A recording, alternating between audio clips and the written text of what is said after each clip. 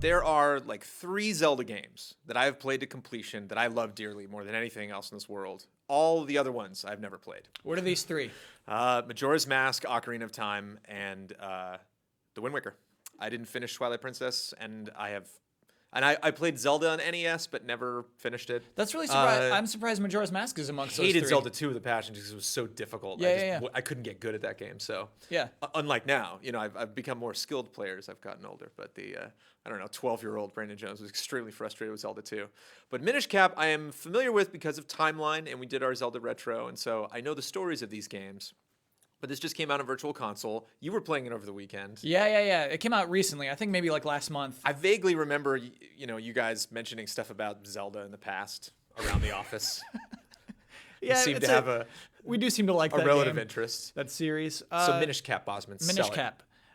Minish Cap is the Game Boy Advance Zelda game. If you don't count Four Swords, it's like the only one that came out for Game Boy You're right. Advance. Yeah, I never thought about that. Yeah. Yeah. And it's a game in which, most Zelda games have like a twist on a world. The whole dark world, light world thing kind of persisted beyond that. This one is a large world, mini world. You shrink, and that's the other world in which to explore in the Minish Cap. And maybe suggests that all of the worlds that we visited so far have this kind of miniature version. Which is garbage. You can't do that. So it does do that, and you don't like it? Yeah. It does do that. Yeah, exactly. It's like, hey, here's a little peakery. These are the tiny little creatures. They just, oh my gosh. Well, you got to make a dozen Zelda games, Kyle. It's like, So what do you do? Sooner or later, you got to get to the tiny idea. In trying to say what this game is about, it kind of brings up a big problem with what I think the Minish Cap has, is that it's like, it's not prepared to be everything it thinks that it is. It's just even now. Yeah. Who do you think you are, Minish Cap? It kind of introduces a lot of things that it's just like you are Link. You're on a date with Zelda. You've been friends since you were children. You love Zelda. She's in stone now. Go save her. You're in a Zelda game, and so it like kind of like it assumes you've already played a lot of Zelda games and you already care about all these things without making you care about these things. Do you care, Damiani, about Minish Cap? Oh, you mean it has like a really quick opening sequence and then throws you right into action versus a tutorial? I wouldn't call that opening sequence quick.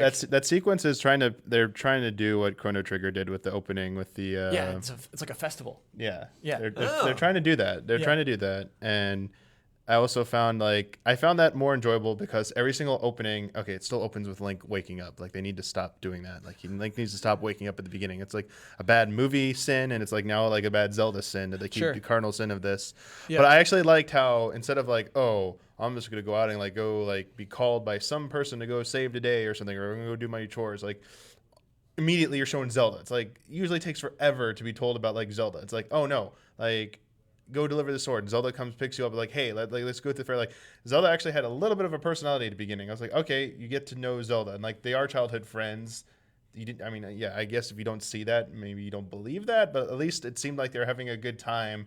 And then you go to this tournament. And along the way, they're telling you enough stuff like, hey, there's this tournament going on. Like, but you're like children. You're just gonna you just get to like watch it. You don't get to participate in it.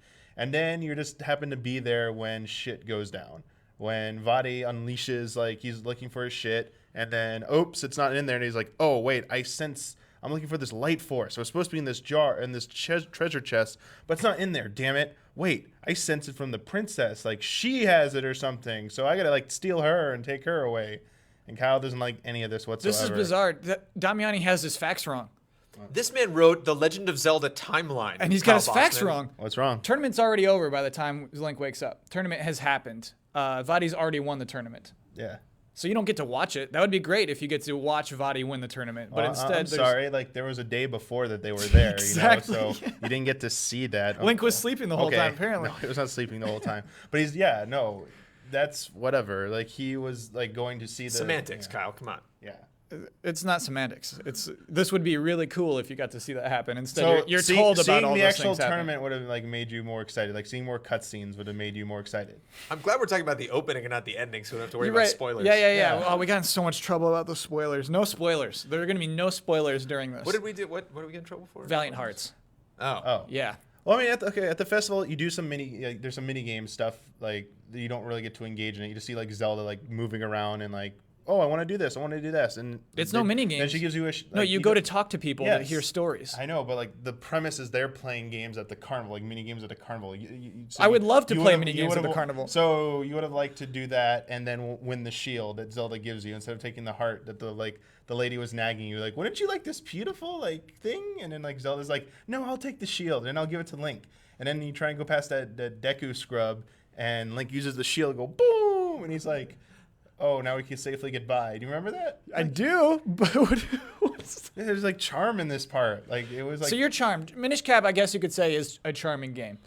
it was just It is Those though. other dark, brooding, Yeah, it was you know, actually noir Zelda a games. little Yeah. bit different with the premise of the game, rather than like, oh, it's like Ganon, oh, it's like gotta get the Triforce. It was like it was a different startup to me. It felt like, I'm like, all right, this could be a different type of game. Sure. However, the longer you went into that game, like I really liked the world. It's like the look of the world. I didn't so much enjoy how shuttered off everything was in that game. Shuttered off. What do you mean? Well, I wouldn't say it was necessarily so linear, is that each zone was really cordoned off and you couldn't go there until you accomplished something within the story is dictated. Like it was, Right, so right, yes, right. it was very linear in that people told you to go do stuff. And even if you had access, like you could go walk into that zone. Like when you walked into the swamp, Ezlo, your hat was like, and then don't go any further. Like you gotta go get like the Pegasus boots, and you walk 2 feet, it's like sink into this quicksand of the swamp and die. And it's like, oh wow, there's this cool area, but I can't go here yet. So even though they're trying to give you the illusion of I can go anywhere and explore, you really couldn't, and it was still very linear. And I was like, oh man, that kind of stinks. And it felt like the smallest world of any of the Zelda games. That was another thing that got on my case. Like it didn't feel like a very big Hyrule. It felt very small, but it was very dense. There was a lot of stuff in Isn't there. that the point? No, do you get small? I would actually, I assumed that was going to be the point when I first started, and like you see how quickly you fill up the map, yeah. and you're like, oh, okay, so there's probably a whole little tiny world. There isn't. Whenever you turn tiny, bad. you basically you can Yeah, only it's go just- like 2 screens. You never get to really explore when you're tiny, which it was confusing actually. I felt that, yeah, I felt there was more things like to see and do within those small confines for a certain extent of the game. They also had the whole like kinstone thing. That was like their big hook. It's like find these 2 pieces that match up and fuse them together, and it changes the landscape in some place. Or How do we unlocks explain a chance. kinstones? They're so confusing. So like they're here. The easiest thing to say is they're like coins or medallions, and they're like broken in half. But they have they're like keys, like Yeah. like they fit together. So And- more of like a jigsaw puzzle, but only 2 pieces. Most When you- NPCs, but not all NPCs. Yes, they have like the other a side. text bubble or a cloud goes above their Yeah. head. It lets you know that you can fuse with them. So I'm an NPC. Damiani comes up to me, hits the L button, and I say, "Oh, do you want to fuse kinstones?" Yes, and you go through your little bag of kinstones. And I say, like, "Here's my shape. It's like that." And then maybe he has one in his bag, maybe he doesn't, but it matches up, and then it unlocks a treasure chest on another side of the map, and you go open that treasure chest, and inside is another kinstone, or something else. Yeah. It's kind of like masks from like Ocarina of Time. It's just that little thing that you do with everybody. Yeah, to me, kinstones make the game non-linear because you could totally waste your time with them or not, you know?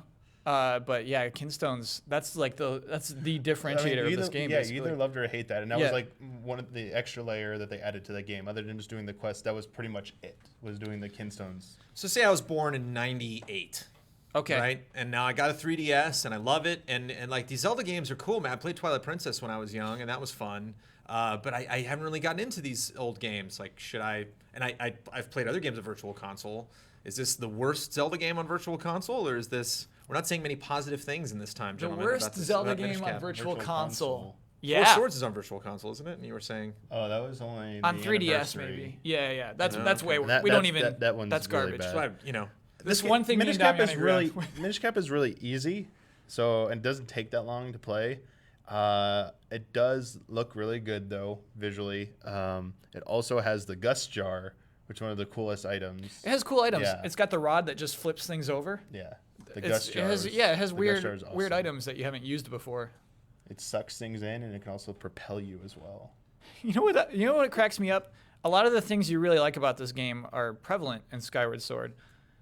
This thing where just like you're like, oh man, I wish I could just meet Zelda. Like she wakes you up in Skyward Sword. You meet her immediately, and then you establish a relationship with Zelda. I like that part. All right.